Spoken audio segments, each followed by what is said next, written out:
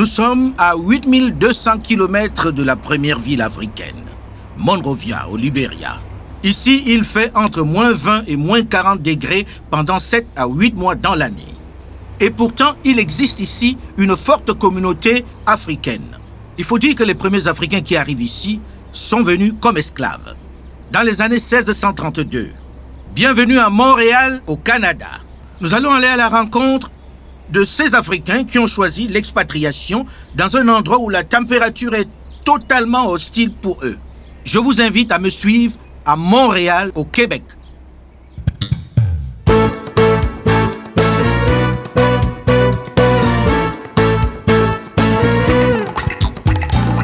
Je m'appelle Marie-Laure Conan, d'origine ivoirienne, donc je suis de la Côte d'Ivoire. Et j'ai immigré ici au Canada en 2004. Mon nom c'est Salif Sangaré, je suis arrivé au Canada ici en 1994 dans le cadre des études.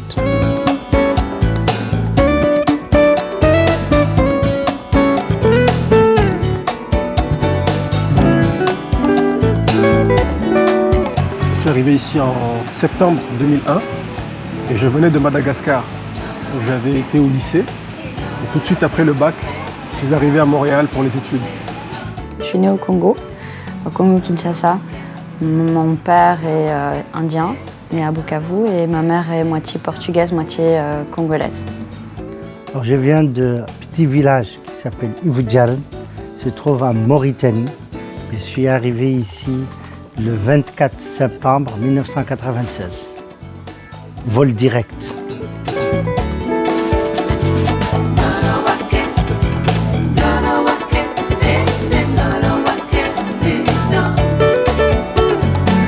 Moi, je suis congolais d'origine, mais je venais du Gabon.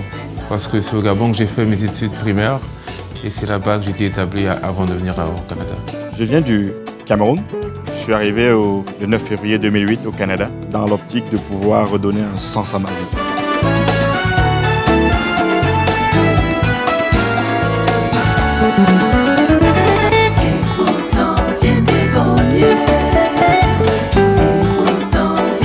En tant que francophone, c'est la ville qui attire plus de 80% des immigrants de cette langue-là. Donc quand on parle du Canada, on sait que c'est un pays bilingue. Alors en tant qu'immigrant, on se dit que si on commence par une province francophone, ce serait le moyen le plus sûr de pouvoir mieux s'intégrer. Alors Montréal étant la métropole du Québec, je me suis installée à Montréal. Le Canada, c'est un pays d'immigration par excellence. Nous recevons chaque année minimum 250 000 nouveaux immigrants, toutes catégories confondues. Ironie de l'histoire tout de même lorsque l'on se souvient que les premiers Noirs arrivés dans cette ville au XVIIe siècle étaient tous des esclaves traînés de force dans cet univers de grand froid. Ce n'était pas vraiment le lieu où l'on croisait les subsahariens.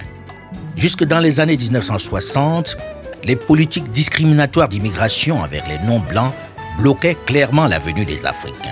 Aujourd'hui, ils sont des dizaines de milliers à arriver volontairement à Montréal. Avec cette fois-ci, c'est ça la nouveauté, un accueil totalement différent de celui qui était accordé à leurs ancêtres. Les banquiers, les avocats, les médecins, les cadres supérieurs, les journalistes, les enseignants, les hommes d'affaires, les diplômés, les informaticiens et beaucoup d'étudiants. Souvent confondus par les locaux haïtiens, le groupe de personnes noires majoritaires dans la cité, ils viennent pour l'essentiel des pays francophones d'Afrique. Pour le Québec, pour préserver une société francophone en Amérique du Nord, l'immigration joue un rôle clé, bien important pour nous d'avoir des gens. Donc on voit la France, qui est un bassin important pour le Québec, mais de plus en plus l'Afrique, qui est un bassin important pour nous ici au Québec. Et je vous dirais aussi dans certaines provinces qui s'intéressent aussi à l'Afrique francophone, parce qu'il y a des communautés francophones qui ont besoin de renforcer. Si, pendant plusieurs décennies, les destinations de prédilection à la fois des travailleurs qualifiés et non qualifiés, mais également des étudiants africains étaient Paris, Londres et Bruxelles, essentiellement à raison du lien historique né de la colonisation, les choses semblent avoir considérablement changé au cours des 2 dernières décennies. au niveau de la communauté africaine, ça constitue le troisième groupe de la communauté noire au Canada. Nous ne sommes pas très nombreux. Et l'immigration africaine ne date pas de très longtemps. C'est des années 90 et suivants. À mesure que les anciennes puissances colonisatrices durcissaient les conditions d'entrée et d'installation sur leur territoire, le Québec, confronté au vieillissement de sa population, assouplissait les mesures d'accueil des migrants sur son sol.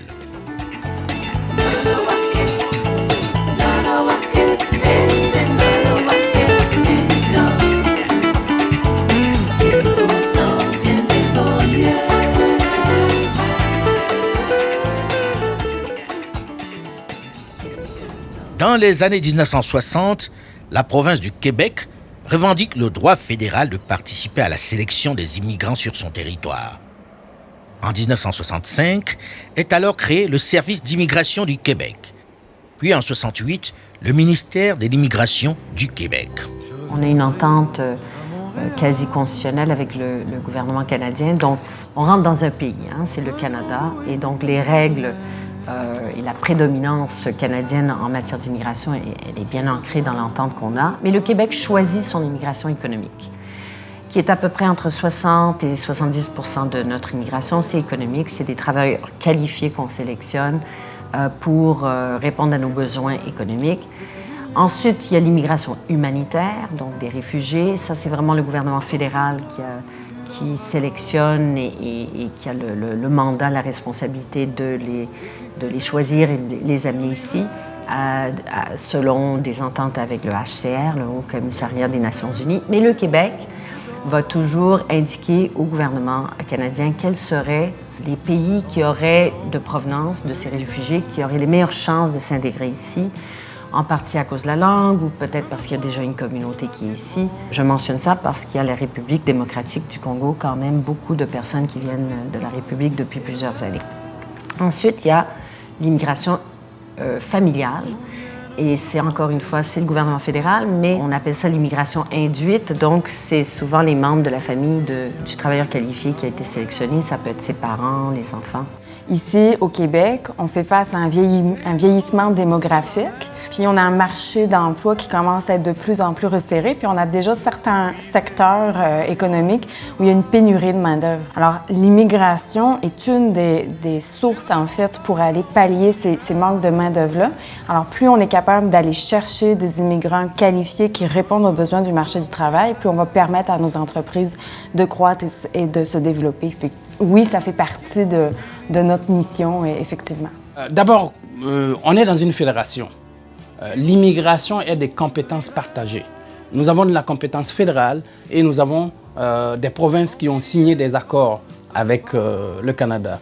Et en 1991, le Québec, qui est une province francophone, a signé des accords avec le Canada qui permet au Québec d'aller sélectionner des ressortissants francophones pour venir s'installer au Québec. Ça se fait à travers des programmes. Nous avons le programme des travailleurs qualifiés. Nous avons le programme des travailleurs autonomes. Nous avons le programme des investisseurs. Alors, ces trois programmes-là permettent à ce que le Québec choisisse lui-même ses immigrants et venir s'installer au Québec. À partir de 1978, le Québec peut choisir ses immigrants selon des critères propres avec un système de points d'appréciation établi par son ministère. C'est un système de points. Et d'ailleurs, le Canada est le premier pays à avoir un système de ce genre. Les autres pays, c'est l'Australie, la Nouvelle-Zélande, et on a tous les quatre des systèmes semblables. La personne aura des points pour son niveau de scolarité, tout simplement. Elle a des points pour son âge, les langues qu'il parle, donc que la personne parle, donc le français chez nous, beaucoup de points, si son français est avancé. Et ensuite, il y a à chaque année une liste des professions en demande qui est actualisée de façon annuelle et cette personne aura des points additionnels. Alors, donc, ça peut être, en autant que la personne est très scolarisée, cette personne aura des points. Dans les domaines, je vous dirais, l'informatique, c'est peut-être le domaine, un des domaines les plus importants pour nous. Aussi, tout ce qui concerne la génie, le génie et aussi l'administration, le secteur financier. Donc, c'est très varié, très varié. Mais évidemment, dépendant des profils professionnels, il peut y avoir des obstacles de reconnaissance des acquis. On sélectionne des personnes qualifiées de l'Afrique, Cameroun, évidemment le Sénégal, la Côte d'Ivoire, c'est des pays de provenance importants. Depuis les années 1970, et avec plus de force dans les décennies 90-2000, les Noirs, originaires de l'Afrique subsaharienne, investissent Montréal. Si 62% des nouveaux arrivants débarquaient de l'Asie, incluant le Moyen-Orient, dans les 5 dernières années, l'Afrique a dévancé pour une toute première fois l'Europe à titre de deuxième continent en importance de l'immigration récente, avec un peu plus de 13%. On estime la communauté africaine vivant au Québec aujourd'hui à plus de 240 000 personnes. Cela est essentiellement dû à l'attrait du Québec pour les populations franco-africaines. À titre personnel, j'ai eu mon bac au début des années 2000. Et donc on sentait bien que le vent un peu changeait. Certains pays commençaient à prendre un peu plus de poids. On parle de pays émergents comme la Chine, l'Inde. Donc le poids du français devenait, disons, relatif. Il fallait aller chercher des cultures un peu plus émergentes. Et donc je voulais ajouter l'expérience un peu anglophone dans mon vécu, tout en gardant la base francophone. Et donc Montréal était vraiment le choix tout désigné.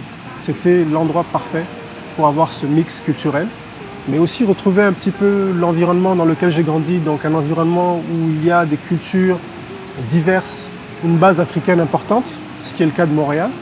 Et donc on retrouvait un peu tout ça ici. C'est ce qui a, disons, défini mon choix de Montréal. Ce qui fait la singularité de Montréal, c'est d'abord la première métropole francophone en Amérique du Nord, l'attrait effectivement économique avec le pôle, parce que c'est quand même la capitale économique de la province de Québec, la présence de 4 universités d'envergure, 2 francophones et 2 anglophones, la facilité d'adaptation et d'intégration, et surtout c'est une ville très cosmopolite. Les statistiques le démontrent à suffisance. Je pense que dans quelques années, les Québécois seront minoritaires ici. Autant d'avantages qui vont inciter d'abord les Européens et majoritairement les Français à venir s'installer dans ces provinces où il fait bon vivre et où on trouve aisément du travail. Le taux de chômage ici étant plutôt bas. C'est certainement ce qui a séduit de nombreux francophones africains qui ont décidé de venir ici tenter leur chance. Ceci malgré le froid intense auquel est soumis Montréal. Je suis venu en janvier 2015 ici à Montréal, en plein hiver. Et quand j'ai débarqué, c'était vraiment pas facile. Déjà avant d'atterrir, je voyais que toute la ville était déjà blanche.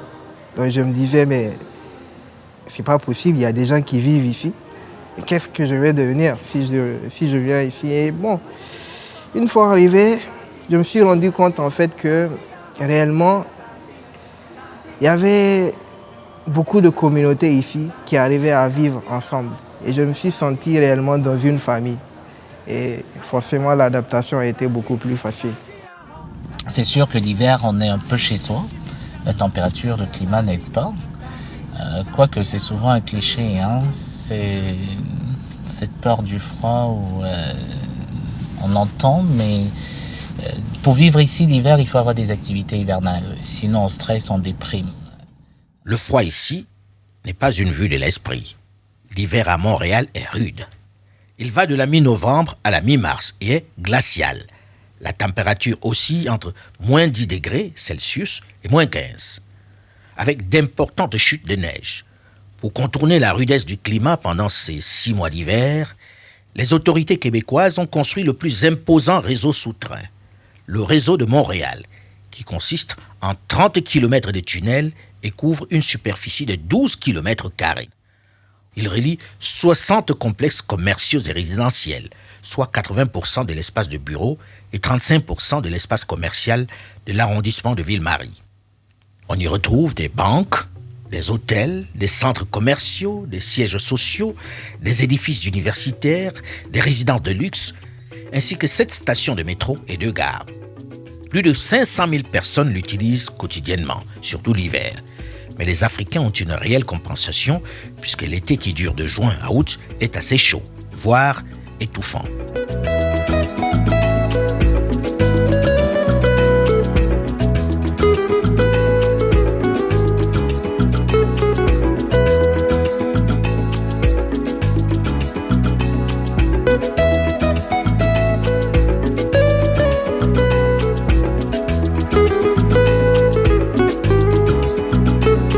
expliquer l'urgence un peu de bien travailler ce dossier de l'intégration. Si vous regardez le défi démographique auquel on fait face, les personnes en âge de travailler sont en décroissance et de façon rapide. Ils quittent le marché du travail. Le Québec a une des sociétés les plus vieillissantes du Canada et dans le monde. Donc, on n'a pas le choix que de faire en sorte... C'est pour ça que notre immigration sélectionnée, ça fait longtemps que le Canada a besoin d'immigration. C'est pour ça que le Canada est un pays d'immigration. Le Québec est une société d'immigration. Mais là, c'est devenu encore plus aigu avec les départs à la retraite. Malgré la modernisation des lieux de travail qui fait en sorte qu'on dépend beaucoup plus de l'automatisation de la production, quoi qu'il en soit, on a besoin encore de personnes pour remplir et combler ces besoins. La province du Québec, dont Montréal est la capitale, est une exception dans ce monde où partout les grandes puissances construisent des murs, deviennent des forteresses pour se prémunir de l'arrivée des migrants. Ici, le gouvernement a même mis sur pied une stratégie avec des organes pour inciter les populations, les travailleurs qualifiés, à venir à Montréal. Dans notre politique d'immigration, il y a tout ce qui concerne la sélection et on fait de la promotion. On a un bureau à Paris où on fait la promotion, la prospection. Mais on va en Afrique pour faire la promotion, la prospection. Et de plus en plus, on va aller dans les universités aussi chercher ces perles rares, ces gens qui ont des spécialités, ces cerveaux qu'on recherche. Et donc, on est actif et proactif, je vous dirais. On va faciliter leur intégration au marché du travail. C'est une des choses qu'on fait avec un programme qui s'appelle Interconnexion. Donc, nous, le but, c'est d'aller regarder les compétences de nos immigrants, puis de regarder les besoins des entreprises, puis de faciliter ce maillage-là. Parce qu'un immigrant, souvent, il n'a pas le réseau qui est encore établi, son réseau est peut-être plus restreint, donc il n'a peut-être pas la possibilité de voir toutes les opportunités qu'il y a à l'heure actuelle sur le marché du travail. Alors, nous, on facilite grandement ce maillage-là. Aussi, la culture d'affaires peut être très différente d'un pays à un autre, de l'Afrique avec l'Amérique du Nord, puis encore plus le Québec, où on peut être encore une particularité dans l'Amérique du Nord.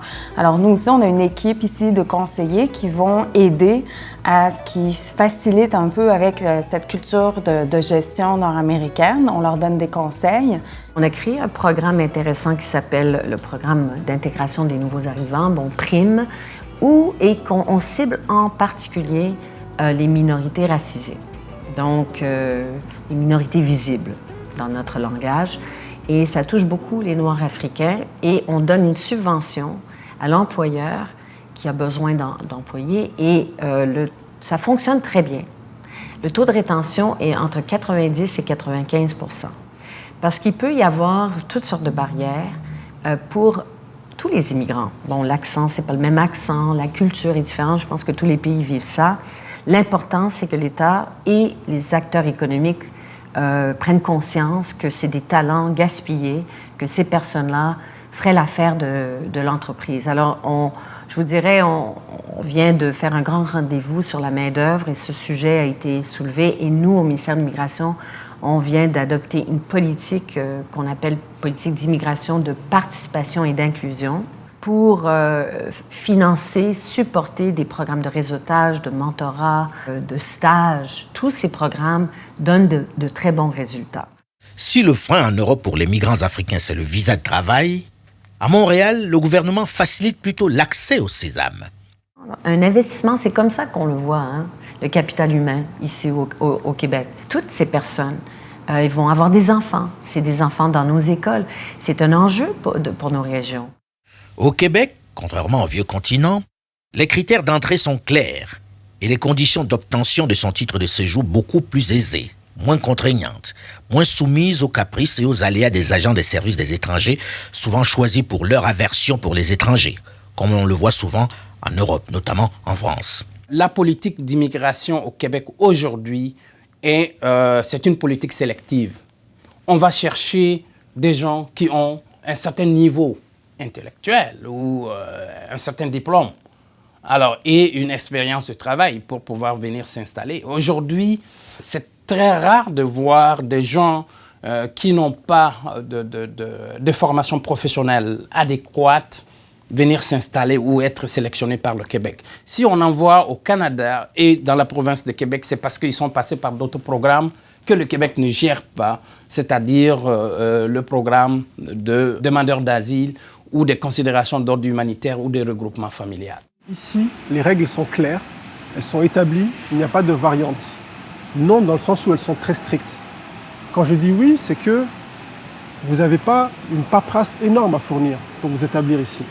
Deuxièmement, les conditions d'admissibilité à l'université sont claires et elles sont les mêmes pour tout le monde. Par contre, c'est complexe dans le sens où il faut avoir quand même un certain revenu ou être appuyé par une bourse ou par un gouvernement pour pouvoir s'établir parce que les demandes financières que fait le gouvernement du Canada sont quand même importantes. Deuxièmement, il y a des contrôles qui sont faits au niveau de la sécurité, au niveau de la santé, donc plusieurs critères qui peuvent venir, disons, discriminer un petit peu les individus selon leur classe sociale, surtout quand on vient du continent africain. Mais c'est relativement intéressant et facile de s'établir ici. Il y a des critères comme la formation de la personne, le niveau de scolarité, l'âge et, de façon très importante, la langue française. Je suis venu du Canada, du Cameroun avec une résidence permanente. Et le lendemain, je suis arrivé au Québec et 2 jours après, j'avais mon NAS et je pouvais aller travailler. Donc, vu le fait que j'étais un athlète de haut niveau par le passé dans ma vie antérieure, je jouais pour l'équipe du Cameroun de rugby. Donc, j'ai directement intégré le Rugby Club de Montréal et à la première salle d'entraînement, ils m'ont fait intégrer l'équipe du Québec. Et de là, j'ai eu une opportunité d'emploi. Donc, ça s'est passé en un temps, 2 mouvements, en quelque sorte. Il faut dire qu'ici, les autorités gouvernementales, les autorités municipales sont clairement engagées, c'est fixé dans la loi et c'est même dans la culture administrative et politique de mettre en place un cadre qui permette l'accueil et la gestion des gens qui ont des talents et qui ont des capacités au niveau de l'immigration. Cela ne veut pas dire que c'est parfait, mais en tout cas, l'engagement y est et les politiques y sont. Autant de dispositions qui ont permis à de nombreux diplômés africains de s'installer dans la capitale québécoise ces 2 dernières décennies. Je rigole parce que, effectivement, la notion de papier, il faut l'avoir vécu pour savoir de quoi il s'agit. En fait, en France, j'ai des amis à moi qui aujourd'hui ont 3 masters, sinon 4. Il y en a qui ont des doctorats, plusieurs doctorats, et ensuite qui s'en vont refaire licence en anglais parce qu'on veut des papiers. Alors, je dois dire que c'est quand même une gymnastique à 365 jours. Hein. C'est-à-dire, dès qu'on obtient le visa, c'est le papier cette année, on commence à réfléchir pour l'annne prochaine. Je suis descendu de l'avion. Une fois que j'ai franchi la douane, si on veut, j'ai senti une espèce de liberté que je ne savais pas comment mesurer et je me suis senti enfin comme libéré, quoi. C'est-à-dire, puis le lendemain, je suis allé chercher mon NAS et puis partant de là, il n'y avait plus de soucis de papier. J'ai plus jamais pensé, puis j'essaie de jamais penser au papier. Je suis né à Sikasso, la 3e région du Mali. J'ai fait des études primaires là-bas. Par la suite, à Bamako, la capitale, j'ai été à l'ENA, faculté sciences juridiques. Et par la suite, je suis venu au Canada, ici, en 1994. C'est dans le cadre du concours de droit international humanitaire qui avait été organisé en 1994 au Canada, ici. Et c'est via ce concours que je suis venu au Canada et finalement, j'ai continué les études. Et après les études, j'ai décidé de rester. C'était le choix de mon père, parce que justement, après le Gabon, il voulait retourner au Congo. Mais on était en 1992, il y avait eu une situation politique instable. Et comme il avait des amis au Canada, il a décidé de venir ici pour la langue, le français, aussi pour une certaine facilité à entreprendre et à faire sa vie. Moi, j'ai fait gestion du marketing au HEC Montréal. Et donc c'est principalement ça que j'ai fait comme études universitaires. Avant, j'ai fait des études collégiales en commerce. Loin de vouloir froisser mes amis français, j'ai vécu mon expérience d'immigration vraiment très positivement ici au Québec. Ici au Québec, il y a des lois qui protègent les droits de la diversité. Donc la diversité est très valorisée ici au Québec. En 1994, la législation en matière d'immigration qui était en place ne permettait pas aux étudiants de travailler.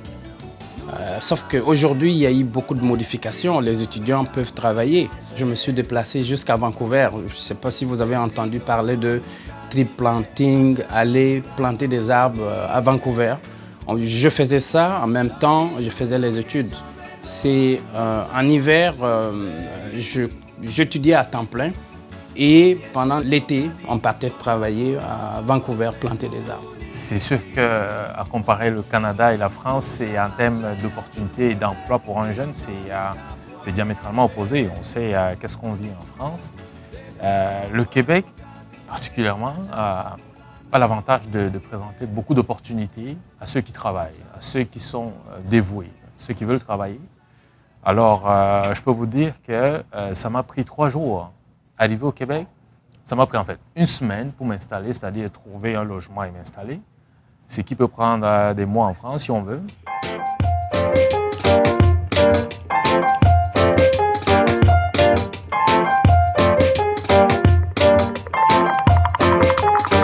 Je reviens à Montréal, la tête gonflée de nuages. C'est le transit d'Amsterdam qui s'est chargé du glaçage. Et je reviens à Montréal, le corps... Quand je sors de l'école, j'ai eu la chance de rencontrer ce qu'on appelle un mentor, qui m'a un peu tenu par la main. Parce qu'à l'époque, au Canada, les étudiants n'avaient pas le droit de travailler. La législation a beaucoup évolué maintenant. Donc, comme étudiant étranger, on ne pouvait pas occuper d'emploi. Parmi les choix que j'avais dans le domaine de la finance, j'ai simplement décidé d'opter pour ce choix-là, en planification financière. Et donc, je commence ma carrière à la Financière Liberté 55, qui est une division de London Life, qui appartient à la famille Power Corporation. Donc, je fais mes classes là pendant 3 ans, comme conseiller en sécurité financière et conseiller en investissement retraite aussi, et en épargne collective très spécialisée. Après London, je décide de rejoindre Sun Life, qui est une division, à l'époque, Sun Life rachetait Clarica, donc on travaillait avec 2 plateformes de produits, je travaillais là un bout de temps, puis je suis retourné dans le réseau des caisses Desjardins. Donc chez Desjardins, notamment à la caisse de Vaudreuil-Soulanges, en gestion des avoirs, je suis resté un bon bout, puis la Banque Scotia, avant de décider, début 2012, de me mettre à mon compte, c'était ça le but. Juste après l'obtention de mes diplômes, la Chambre de commerce du Montréal métropolitain me fait appel. Donc, c'était en 2011. On me propose un poste de conseillère projets spéciaux, c'est-à-dire une conseillère qui va appuyer différents projets. Donc, j'ai commencé comme ça, mais très, très vite, j'ai évolué dans l'échelon grâce à mon dynamisme, grâce aussi au rendement supérieur que j'étais capable d'amener dans le cadre de mon travail. Et au bout de 3 ans, j'ai eu 2 promotions. Donc, de conseillère projets spéciaux, je suis passée à conseillère d'un projet spécifique. Et aujourd'hui, je suis chef de projet avec une équipe de plus d'une 20aine d'employés. Alors, je suis au gouvernement du Québec. Je travaille pour un ministère qui s'appelle le ministère de l'économie, de la science et de l'innovation. Et mon travail consiste à travailler sur les politiques publiques pour stimuler le développement du secteur privé. Donc on est dans l'entrepreneuriat et plus précisément avec, disons, 2 catégories d'entreprises. Les entreprises manufacturières pour les aider à se moderniser, à s'automatiser, et les entreprises technologiques en démarrage, les start-up. Je suis donc venue à Montréal. J'ai quitté Québec parce que c'est une ville assez homogène. Donc, que ce soit les patients, les professionnels, tout le monde dans le réseau de la santé était assez blanc francophone et j'avais envie de connaître autre chose. Donc, je suis venue à Côte-des-Neiges, qui est un des quartiers les plus multiculturels en Amérique du Nord. Et donc, je travaille à l'hôpital juif de Montréal comme infirmière depuis que je suis à Montréal. J'ai rencontré ma femme qui est québécoise au Niger. Et puis, après avoir vécu quelques années au Niger, on a décidé de venir pour découvrir son pays aussi. Donc, c'est ça, j'ai décidé, après quelques années, de retourner vers la passion que j'avais développée les dernières années avant d'immigrer, qui était l'agriculture. Chez nous, on fait ça de père en fils depuis plusieurs générations. Je suis un des meilleurs avocats en matière d'immigration. J'en fais beaucoup. Que ce soit les déportations, les arrestations, les expulsions, quand ça va très mal, et surtout au niveau de la communauté. On va voir ailleurs, quand ça va mal, notre frère, il est là. C'est le dernier recours.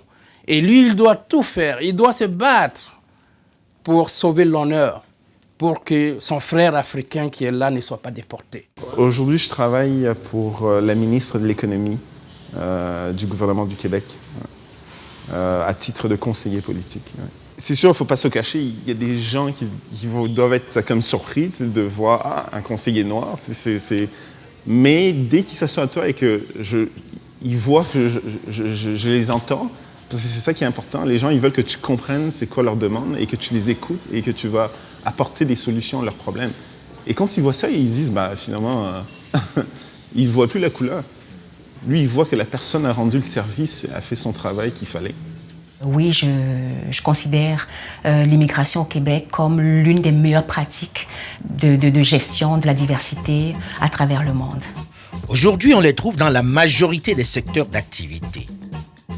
Dans la finance, dans la santé avec d'éminents médecins, dans la nouvelle technologie, dans la justice, dans l'administration. Il y en a même qui travaillent dans les secteurs sensibles du gouvernement de Québec. On compte aussi quelques élus, quelques-uns qui font de la politique. Il y a un exemple au Parti québécois, Makakoto, qui est d'origine camerounaise, justement, qui a été élu et même qui a été ministre. Donc non, ils peuvent être élus. Ils arrivent du Cameroun, du Congo démocratique, du Niger, du Sénégal, de Côte d'Ivoire, du Bénin, mais également d'Europe. On assiste de plus en plus à ce phénomène d'Africains installés en France qui décident de tenter le rêve montréalais. Dans la métropole québécoise, la communauté française représente le premier groupe d'immigrés depuis plusieurs années déjà. Dans la seule capitale du Québec, Montréal, on estime qu'elle compte plus de 100 000 individus, alors qu'en 2001, elle n'en comptait que 23 800.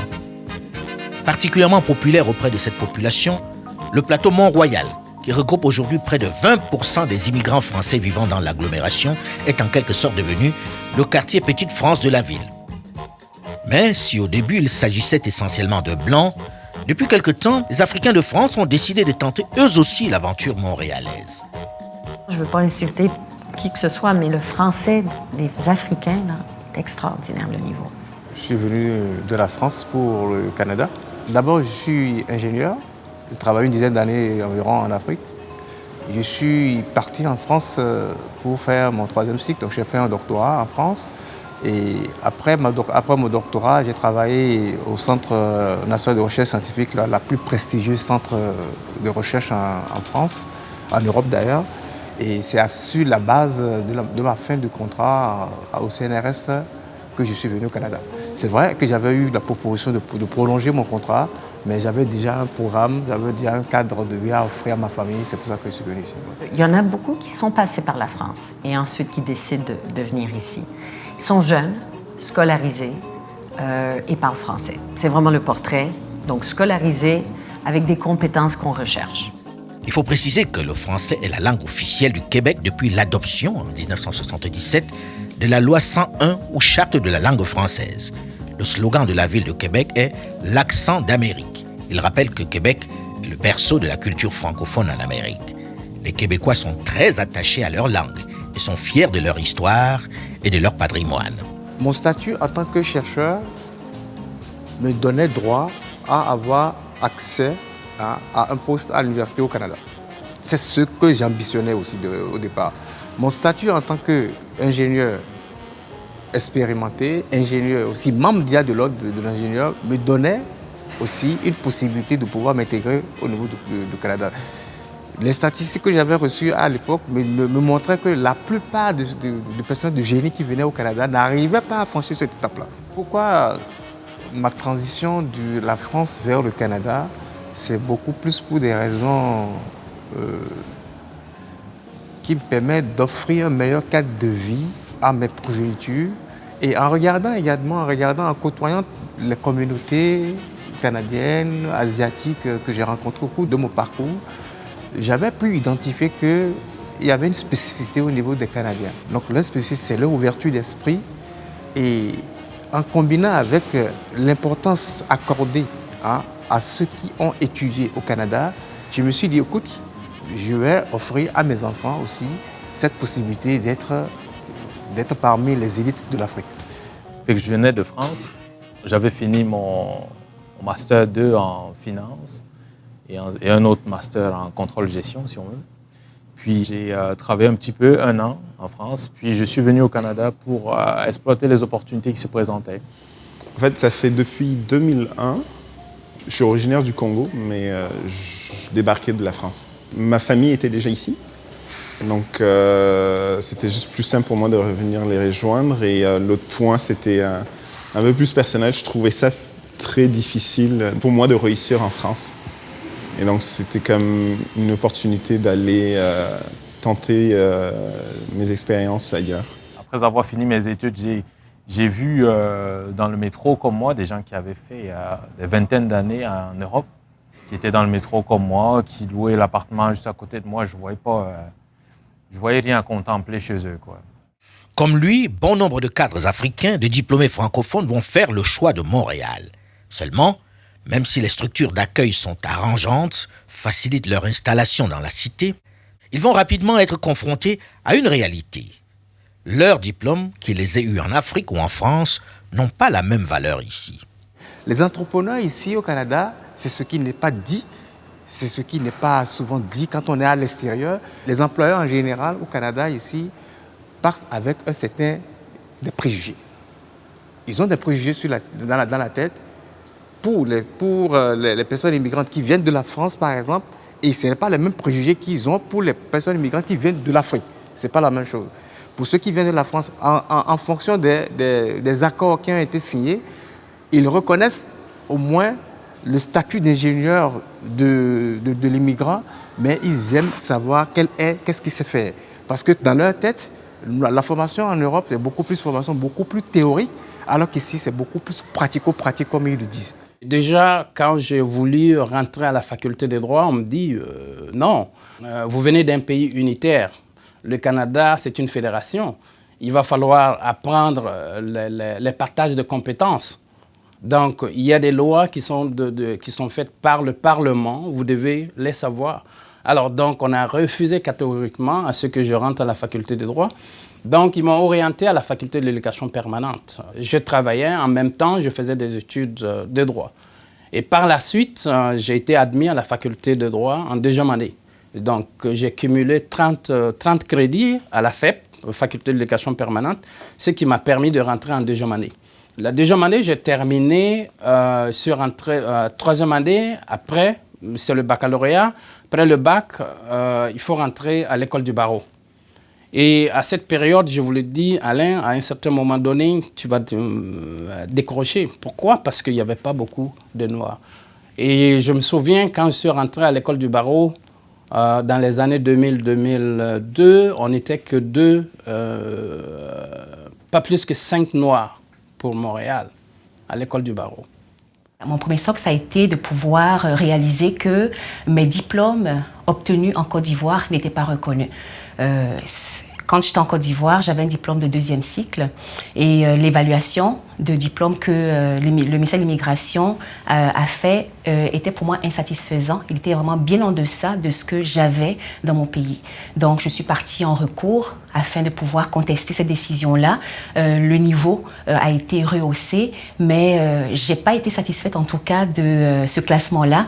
Alors, loin de me décourager, j'ai entrepris justement un retour aux études afin d'obtenir en bout de ligne un diplôme en sciences politiques qui était effectivement un domaine que j'aimais beaucoup et un autre diplôme en administration internationale, en gestion internationale également. Rapidement, quand j'ai voulu faire l'équivalence de mes diplômes de comptabilité, je n'ai pas obtenu l'équivalence, donc je me suis retrouvé sans aucun diplôme. Rapidement, je me suis donc trouvé avec le choix soit de recommencer mes 6 ans de comptabilité à zéro, ou bien de décider d'aller vers une autre passion. Je me suis inscrit à un institut qui est l'Institut de technologie agroalimentaire pour un diplôme de technologue en production horticole.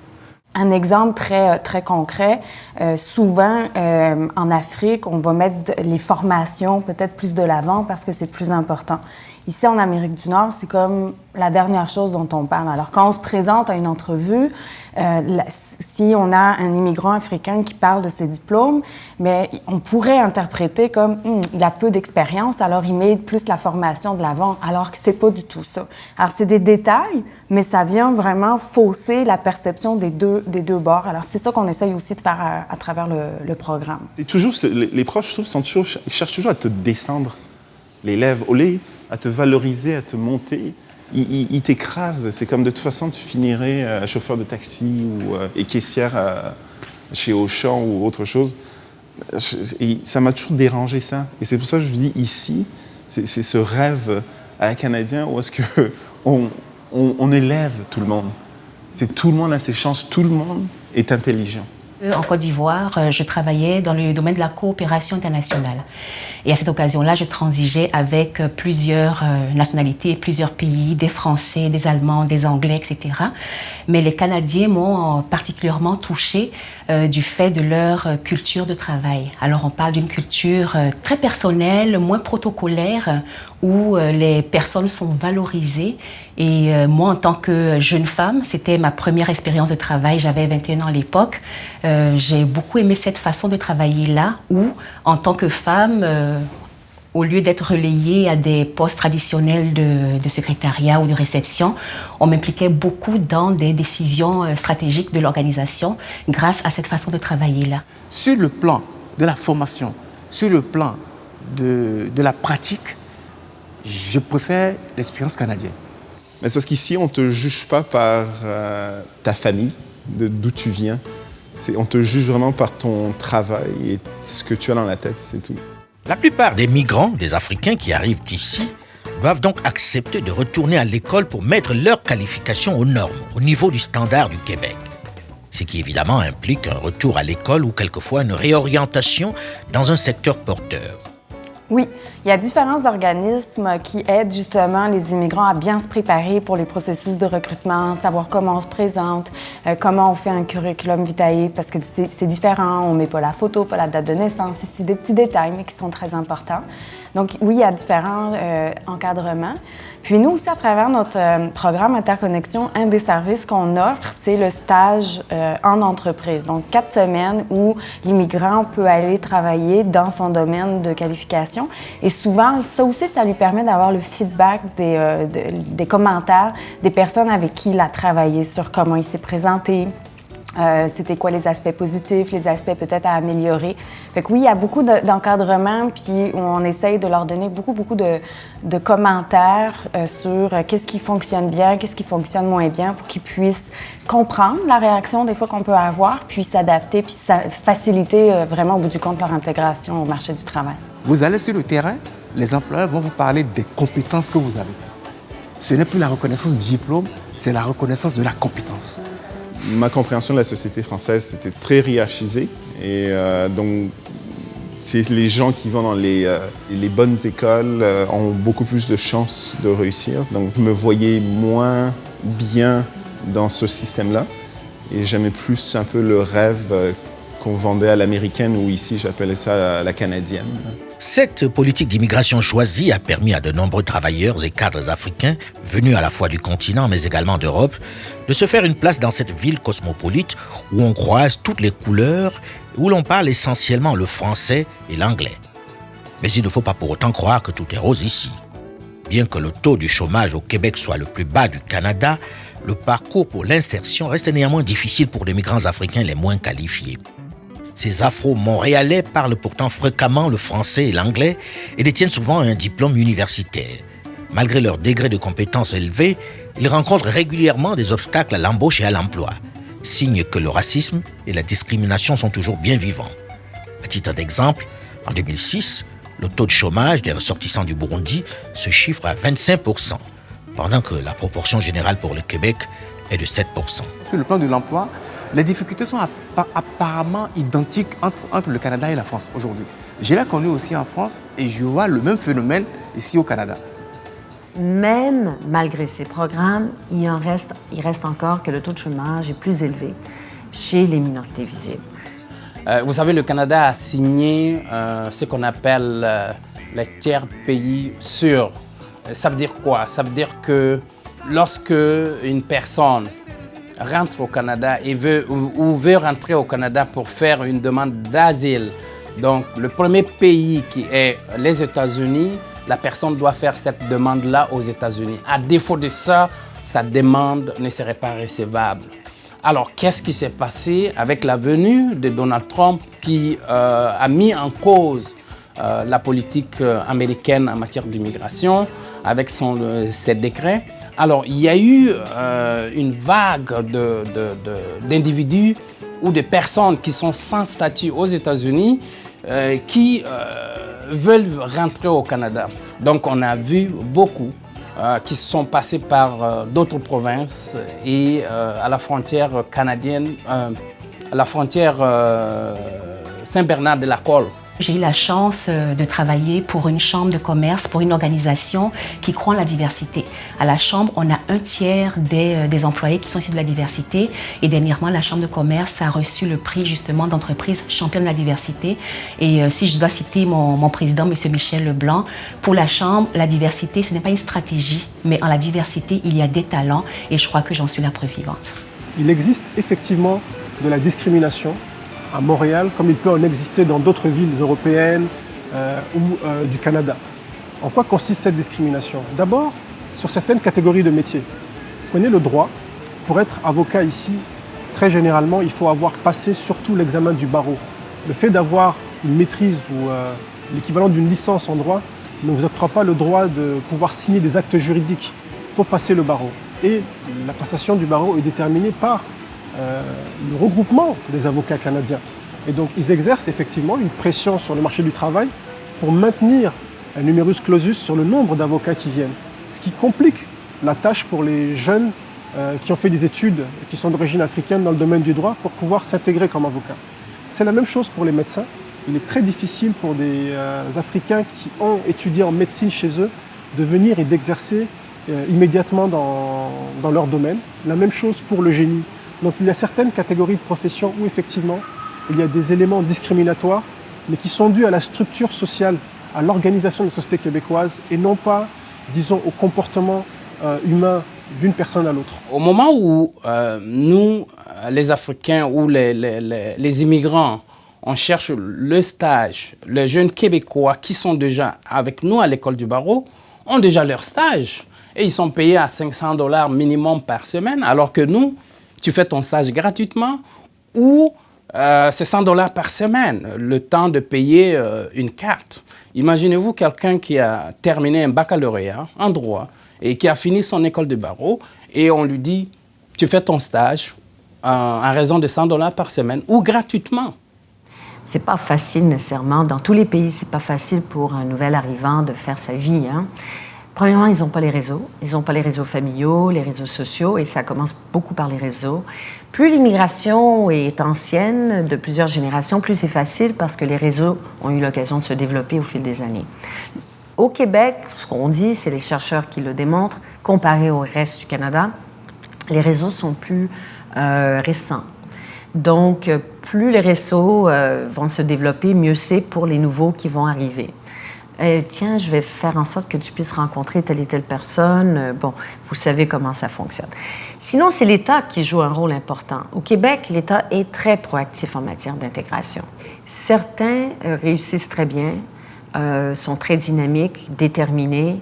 Peut-être pour différentes raisons, ils ont des réseaux internationaux, ils ont la volonté, ils sont... Bon, d'autres, non. D'autres, c'est beaucoup plus difficile. Et on a créé des programmes, comme dans tous les pays.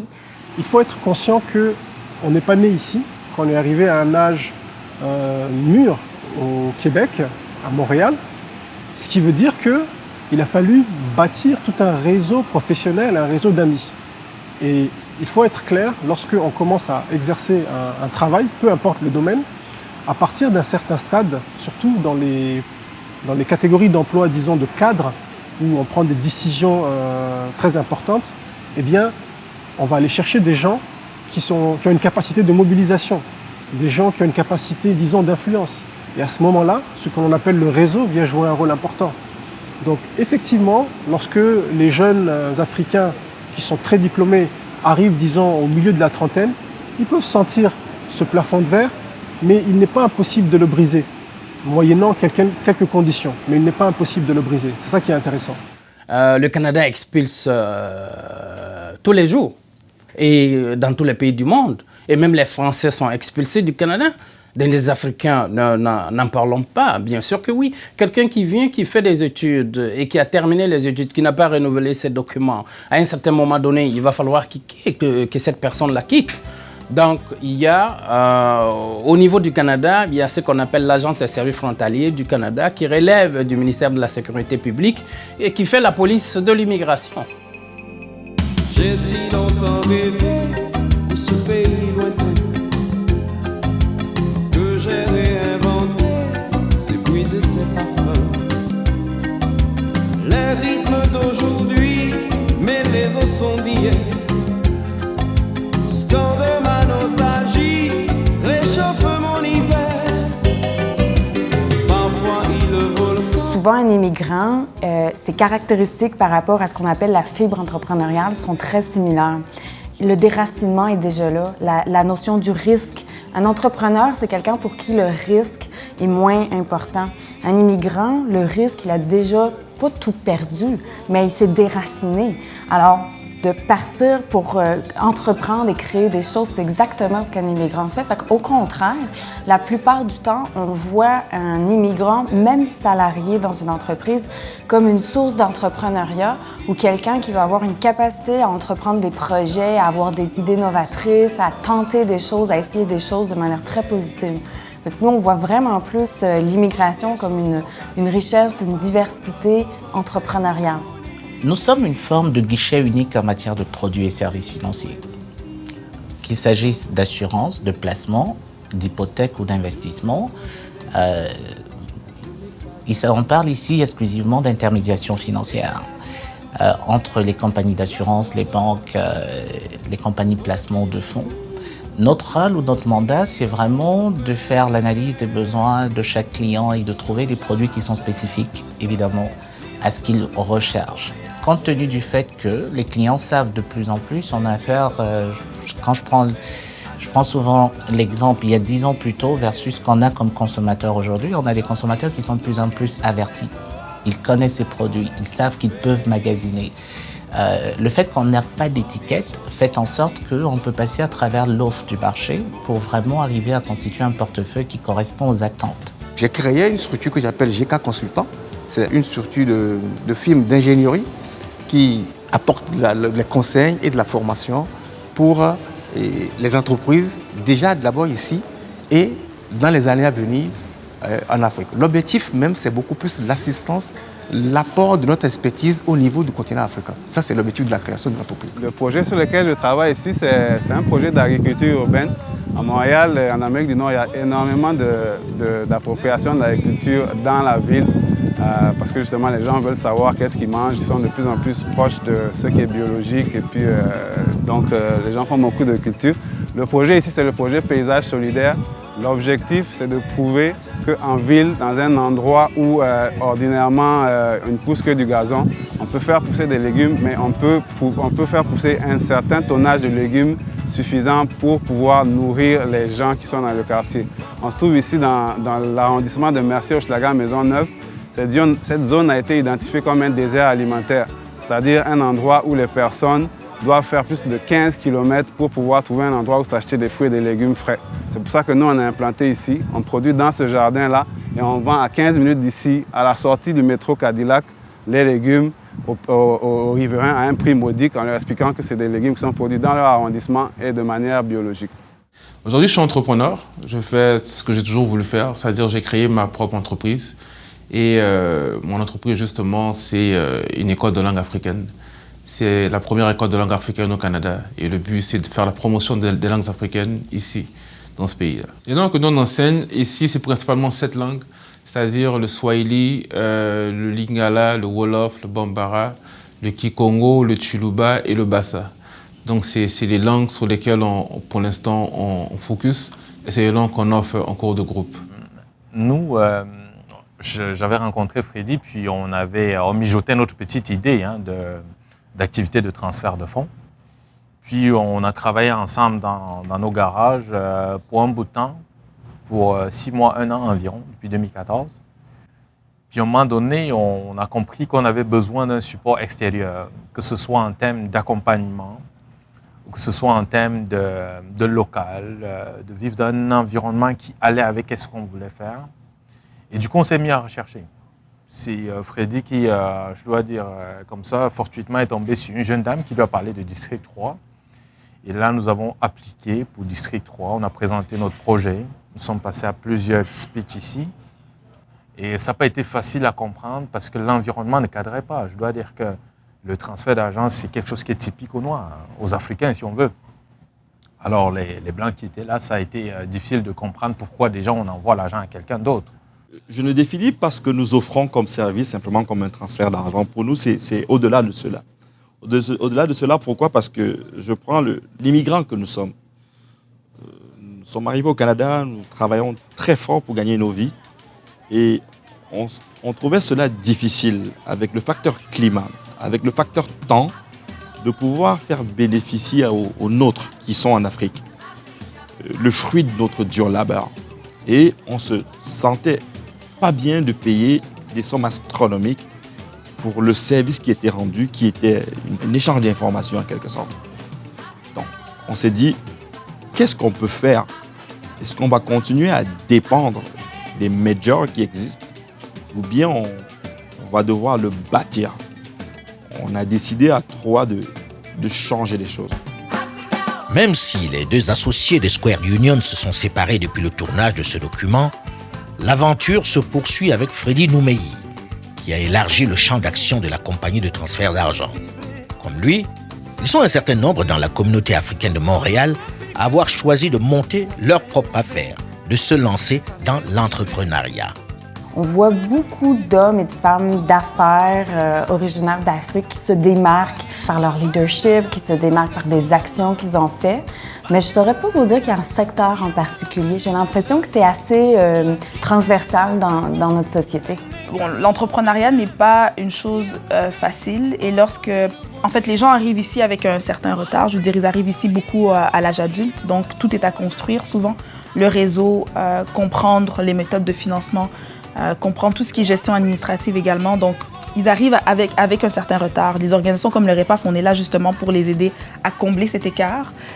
Donc, les défis sont beaucoup au niveau du financement des entreprises et puis le réseau, en fait. Finalement, il faut vendre, il faut développer des partenariats, etc. Donc, ces éléments sont très difficiles. Moi, j'ai grandi ici et je vois certains de mes collègues d'enfance qui ont des entreprises extrêmement florissantes, mais qui bénéficient énormément de leur réseau. Donc d'un réseau qu'ils ont développé depuis le primaire jusqu'à aujourd'hui. C'est ce qui permet d'avoir des entreprises qui ouvrent donc, rapidement Montréal, Ottawa, Vancouver, Pittsburgh. Donc rapidement leur réseau s'étend, leur entreprise s'étend parce qu'ils ont eu un réseau, ils ont eu à développer un réseau très jeune, quoi. Le REPAF, d'abord, c'est une organisation qui a été fondée il y a 12 ans. Et je vous dirais, pour être quelqu'un de assez impliqué dans la communauté et puis bon, ma famille également, être en mesure de durer aussi longtemps, c'est déjà une réussite.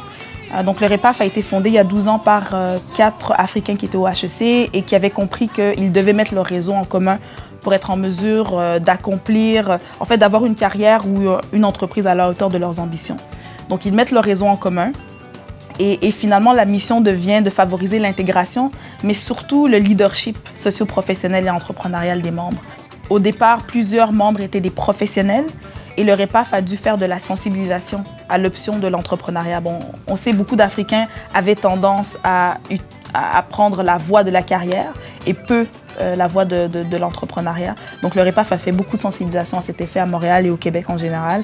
Et aujourd'hui, bon, l'entrepreneuriat est sur toutes les lèvres de la plupart des Africains. On a développé un programme de mentorat d'affaires et professionnels et on a développé également tout un axe de leadership, c'est-à-dire qu'on s'assure que le talent africain soit connu à Montréal.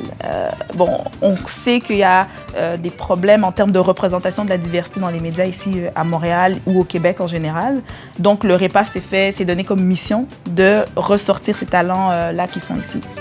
Mais le Québec, Montréal, fait également des yeux doux aux investisseurs.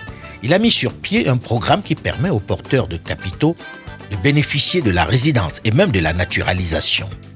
Pour être éligible à ce programme, des investisseurs, plusieurs conditions. Il faut disposer seul ou avec l'époux ou le conjoint de fait qui vous accompagne d'un avoir net d'au moins 2 millions de dollars canadiens, obtenus licitement bien sûr. Seconde condition, il faut avoir une expérience en gestion d'au moins 2 ans au cours des 5 ans précédant la demande de sélection. Cette expérience doit comprendre des fonctions de planification, de direction et de contrôle de ressources financières ainsi que de ressources humaines ou matérielles sous votre autorité. Il faut signer une convention d'investissement avec un intermédiaire financier tel que courtier ou société de fiducie autorisé à participer au programme des investisseurs. Il faut en troisième condition avoir l'intention de vous établir au Québec. Il faut aussi effectuer un placement à terme de 5 ans d'une somme de 1 200 000 $ auprès d'Investissement Québec Immigrants Investisseurs Inc. Et bien sûr, il y a le niveau de connaissance de la langue française. Ils sont ainsi quelques grands hommes d'affaires, de grandes fortunes africains, avec des propriétés à Montréal, qui portent désormais un passeport canadien, bien qu'ils passent l'essentiel de leur vie dans leur pays d'origine. Et puis les barons, les politiques africains. Échaudés par les affaires de biens mal acquis en France, des ministres, des hauts fonctionnaires africains ou leurs amis hommes d'affaires ont investi dans l'immobilier au Canada. Et ce pour un montant de plus de 23 millions d'euros effectué par une quinzaine de personnalités exposées politiquement. Ces fonds ne sont pas forcément issus d'activités illicites, mais leur provenance pose question. La plupart des Africains fortunés, repérés dans le registre foncier canadien, ont acheté sans hypothèque et détiennent ces immeubles pour les louer et en tirer un revenu. Mais certains de ces dirigeants se sont vus refuser le permis de résidence en raison des interrogations sur l'origine de leurs fonds. En théorie, les courtiers et agents immobiliers canadiens ainsi que les entités financières telles que les banques sont tenus de détecter les opérations douteuses et de les déclarer au Centre d'analyse des opérations et déclarations financières du Canada, la CANAF, qui informe ensuite la police. Les réfugiés, c'est très important aussi. Ils peuvent trouver donc la force de rebâtir leur vie ici et qui deviennent assez rapidement aussi très productifs. C'est notre expérience avec les réfugiés. On ne fait pas trop de distinction. Oui, dans la façon qu'on va les chercher, c'est un autre objectif. On ne regarde pas leur profil économique, on ne regarde pas l'âge, tout simplement le besoin. Et on répond à un besoin humanitaire international. Mais c'est des gens que rapidement deviennent un investissement. Mais le plus gros de la communauté et la plus courtisée est assurément le grand nombre d'étudiants qui arrivent dans cette cité plusieurs fois primée comme première ville étudiante au monde avec ses universités et ses grandes écoles. Des jeunes pour qui existe un véritable programme d'accueil. Dans notre politique d'immigration, il y a tout ce qui concerne la sélection et on fait la promotion. On a un bureau à Paris où on fait la promotion, la prospection. Mais on va en Afrique pour faire la promotion, la prospection. Et de plus en plus, on va aller dans les universités aussi chercher ces perles rares, ces gens qui ont des spécialités, ces cerveaux qu'on recherche. Donc, on est actif et proactif, je vous dirais.